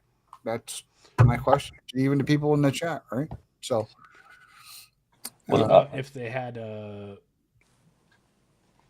option. Well, and I think that's what it should be, right? There should be some option. Yeah. Right. Well, here's something that I'd like to see done. When they come out with the LT1 car, they just called the car the LT1, how it was lower priced. Yeah. Yep. Well, if you engineered it right from the start, that LT1 car, imagine it with no air conditioning, crank windows. Yeah. You know what I mean? To get the price way down, and then you still have your SS with the options. You could have got a lot more younger people in them cars if they would have started right out the first year. You almost got to engineer it right from the start to have no air conditioning and crank windows and stuff. But that would bring the price down even more. That's what I'd like to see, is a low-priced sports car. If they would have put an LT4 in it, that would have been my dream ZL1. Your price is ruined then, though, with that supercharged motor. Just make it an option. Just a little clickety-click. You get what I'm saying? Like that LT1. Yeah. What was it in your country when it first came out? It was fairly reasonable, wasn't it? 32. Okay. Well, imagine knocking another 3 or 4 off it. Yeah. Even if you get it to 29. Then you're lopping then you're punching down where the Mustang is. Because the Mustang's always been, I mean, that's how it was down here. Was you had the Mustang and a couple more grand is where the Camaro started. You know what I mean? So if you could get that down another 2 or 3, that's where you'd be with the Mustang. I priced my Mustangs up here. They're a lot of money. They was as high as any Camaro that I'd never seen one that was cheap. Yeah, and it's a trend. It's a fad. But it doesn't just end at Camaros. I mean, if you watch some of these automotive channels, right? People keep saying all the time, I just want to buy a plain Jane truck like I could buy in the 90s. Right? But how much of that inspired do you think? No air conditioning, just plain Jane. Put a V8 under the hood, call it a day.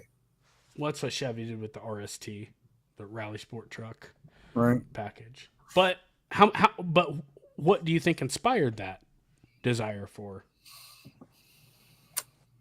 What's that now? I was replying to Mark.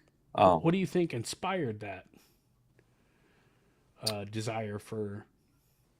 Do you think they're wanting the price down, or do you think they want a simplistic car? I don't know. Or do you think funny because we all want the convenience, right? But we want that convenience cheaper. Mm. Well, I'm just me myself. I'm thinking long term. If something breaks, it's a lot easier to you know what I mean? Yeah.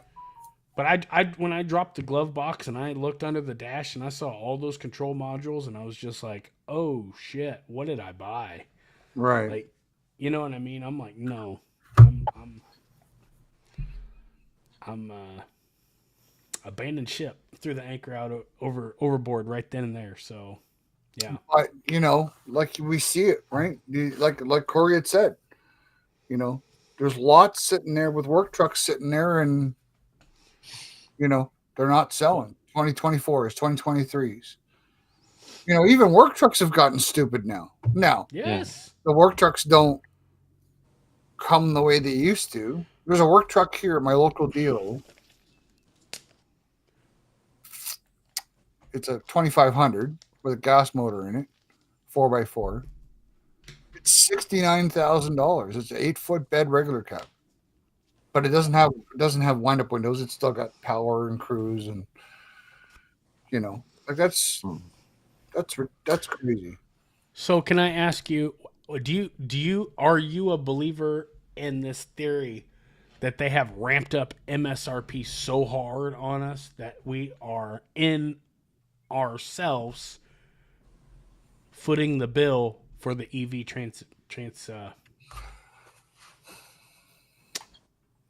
conversion? what one got to do with the other. Maybe it does. I've never really looked at it like that. But It's a theory going out there that they've ramped up the MSRP so hard that we're footing our own bill for the own. I think they've ramped up MSRPs because they know they can get it. I think, yeah. Right? I think in 2025 they're going to realize that they can't get it no more. What was another prediction I was going to make was I think, and we're already starting to see it certainly up here, is, we're so accustomed to, being in the pandemic and coming out of the pandemic and just people just throwing money at these dealers. Here, take my money, right? Now people are starting to wake up and say, okay, enough is enough, right? Also, I had one theory, and I'm going to speak on this lightly on my own volition. I will say, I've noticed that there's a big divide between men and women, and I know that there's a benefit for keeping everybody separated and everything. And I know that they have, men tie their identity to what they drive or what they, are a fanboy of. And I think that there might be some capitalizing on that opportunity. And I think that, they know that we're going to, it's just kind of common knowledge.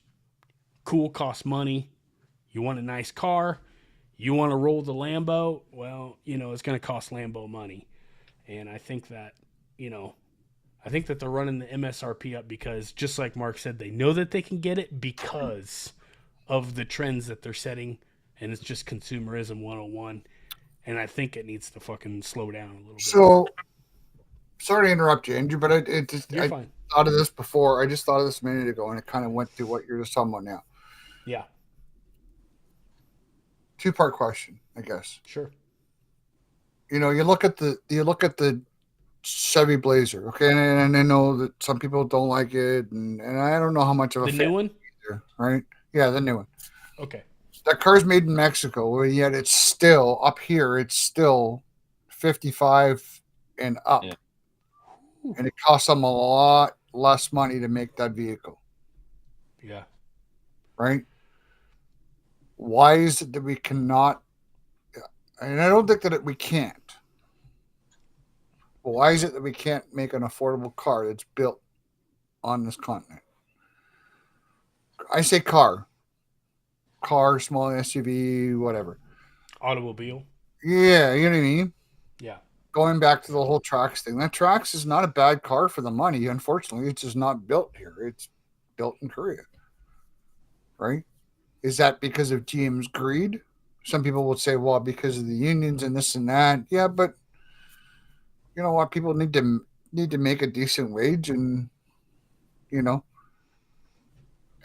I'm not trying to dissect that part of it. I'm trying to figure out, like, why can we not, I think it's because they've just decided that, you know what, we're not going to build affordable cars. We're going to, Yeah. we're going to build stuff and make as much money on it as we can. And that's going back to Corey's point, right? We're starting to see where the trucks are coming down. You're starting to see where they're starting to see the discounts come down again. Yep. Because people are fed up. They're pissed off. They've had enough. Yep. Right? And there are people out there who don't want to support a Toyota, who don't want to support Honda, who don't want to support Nissan. You know what I mean? They want to, a big three OEM, right? Kind of like what they grew up their whole life with, Yep. right? Their grandparents, their parents, whatever. But it seems like these big three automakers have just turned their back on their consumers, Yes. right? Yep. You know, I very think it's a lot of backdoor deals. I think it's a lot of behind the scenes deals of where we're getting supplies from. I mean, you can blame it on the unions, but I'm telling you, I don't think it is. I'm not I, blaming I the unions. I'm saying some people will yeah, say it's because of the union. it's an easy target. It's low hanging fruit. You know what I mean? I think that it's where we're getting supplies from, where we've agreed and signed on the dotted line as to where we are forced to get parts from. And I think that China wanted in on that deal. I think that why Mary Barra made $29 million in 2022, and I can't imagine she paid herself any less in 2024. Right. So, GM is a company based primarily on engineers. Like they don't, you know what I'm saying? Which is why we get plastic interior, but our engines run a long time. You know what I mean? Every Ford I've ever bought, stupid shit. The foam peels, this little switch breaks, this, the color fades or stupid little stuff breaks. And it's just, you daisy chain them together to the point to where it nickels and dimes you to the point to where it's made it to me to where it's not even worth owning the vehicle. And that's what I appreciate about GM was, yeah, it's a plastic dash, but what's the worst that's going to happen? It's going to crack in 20. I mean, you know what I'm saying? So, yeah, I think there's a lot of shady deals, smoke and mirrors, that we aren't in on. That's kind of why it was so refreshing to hear Scott talk, because there was a lot of things that when he was talking about crash testing a wheel, $5 million to change this, do this. Oh, there's a lot of things that people don't know about, and I think that gets built into the pricing of things. And I think now they're trying to collaborate, and just like somebody was saying before about what was it, Honda and Mitsubishi and everybody wanting to merge in together. I think that they're starting to do that, and I think we're kind of working our way backwards. But yeah. I mean, the CEOs are trying to scramble, and it seems like every time the news is on, they're scrambling to make profit, shareholders happy. I just think that there's a lot of moving parts, and I think that it needs to be about the product anymore. But what do you think?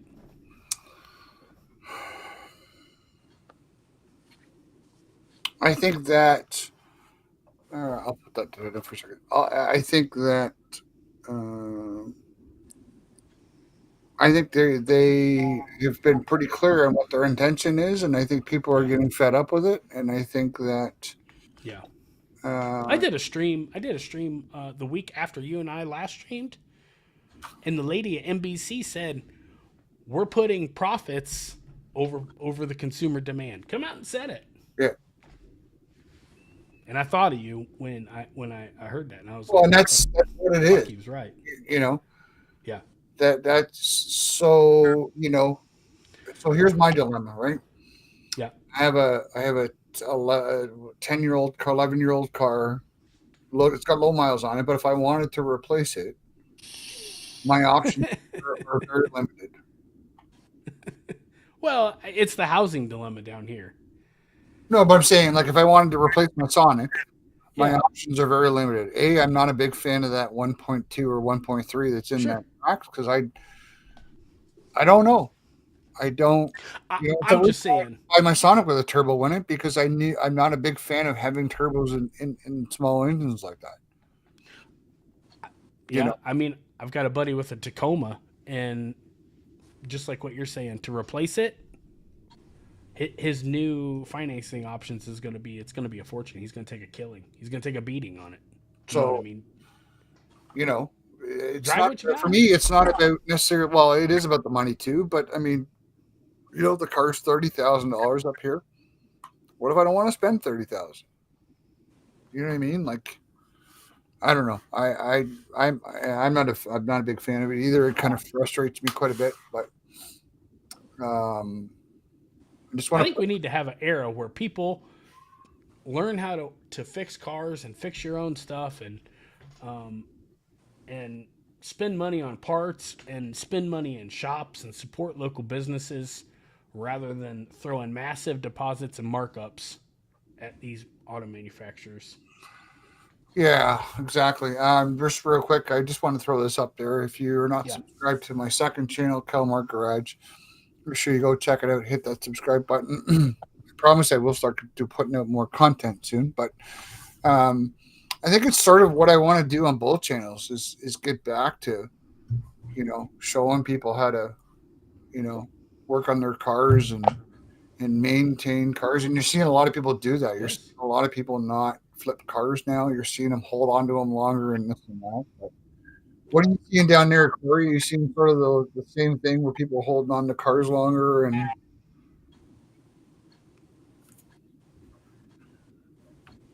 Corey? What's that?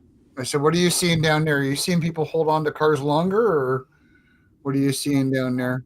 Well, I live in a small area, so ain't nobody got no money. So most people are driving junk. Yeah. But I'm holding on to mine. When I bought mine, I said in 3-4 years.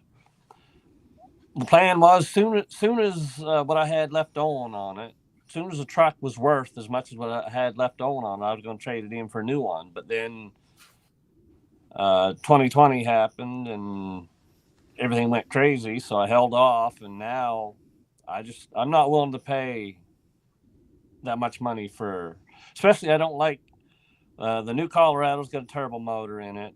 Yeah. Although that engine seems to have a pretty good reputation, I don't really, I don't know if I trust it or not. Right. They've been out since what, 2019 now, that turbo? Yeah. I think it's a pretty good engine, but I'm not 100% sure. That's Turbo Max in that, the 2.7? The new ones, yeah. Oh, that little 4-cylinder? Yeah. Yeah. And now mine ain't got a good engine either. Mine's got that 3.6, so it's got a iffy reputation too, but I've had good luck so far with it. I'm a big fan of the 3.6, and now I've heard all kinds of horror stories about them, but I'm a big fan of the 3.6. I think that as long as you take, I think like anything, right? I mean, you'll have some crappy ones and you'll have some good ones, right? So I'm starting to see a decline on people just driving without body parts. No fenders, no bumper covers, really? No hood. I mean, I don't think that people genuinely don't know how to fix their stuff. You know what I'm saying? And there's a lot of people that are having trouble just to put food on the table too. That's true. Yeah. I mean, things are bad everywhere in Canada and the U.S. Yeah. And that's why I don't know. They're not going to be able to keep these car sales going. They got to learn to build them cheaper because most people can't even afford to put a roof over their head. They can't afford a new vehicle. Yeah. I mean, yeah, that's an entirely separate deal. But the part where I bailed on the ZL1 was all the shit following you, monitoring, all the nannies, and I'm hearing like piston certs cracking, valves still dropping. The quality's not there, and I had $120,000 tied up in that car, and I'll be honest with you, like, I mean, I know up in Canada, I'm sorry for you guys, but like my guns bring me more happiness than what kind of makes me. Oh, there it is. Yeah, my guns bring me more happiness than what that $2,000 a month car payment brought me. If I get this camera to focus here, and I know everybody's screaming to the top of the hill that I'm fucking crazy and this and that. But it's just I honestly feel like people just haven't had that opportunity to buy a ZL1, own it for a while, and then understand my standpoint. Because I mean, I was in the same boat. Like, holy shit, I was about it. But once you get in it and you see the quality, it's just not worth the money. And speaking long term, I'm not seeing it, man. So I'd like to go back to something cheap, reliable, and something where I know I can fix it and understand the design language a lot better than this new shit. So I think I just like what you guys are saying. It's too expensive. It's under engineered, and I think that their business practices need to change. Yep. Well, with that, I think we've been 2 hours, and we've managed to still hold on to wrap it up. most of our audience, which is good. Want to wish everybody a Merry Christmas and Happy Holidays. However you celebrate it, enjoy your time with friends and family. Guys, thank you so much for joining me. It was an opportunity for me to get on here and just hang out with you guys and hang out with my subscribers. And I'm always up for some car talk. So, Merry Christmas to both of you guys. Yeah, Merry Christmas, sir. Yeah, Merry Christmas. Holidays, we can get some more people on here. I sent this invite out to like 6 or 7 people, and everybody's busy this time of year. I get it. So, I think that I think I'm going to try. I think I'm going to try StreamYard next time. I don't know. I'm still on the fence about this whole restream thing, and I think Andrew is now frozen. So, with that, I think we will call it a night and say Merry Christmas to everybody, and we will talk to everybody soon. Corey, you got anything else before we go? No, this is good. Anytime you want, I'll come on anytime you want. All right, cool. I put Andrew's and your links in the chat. Make sure you guys go and subscribe to the Drive Inside. And we officially lost Andrew. And LSX Motorsports. If you're into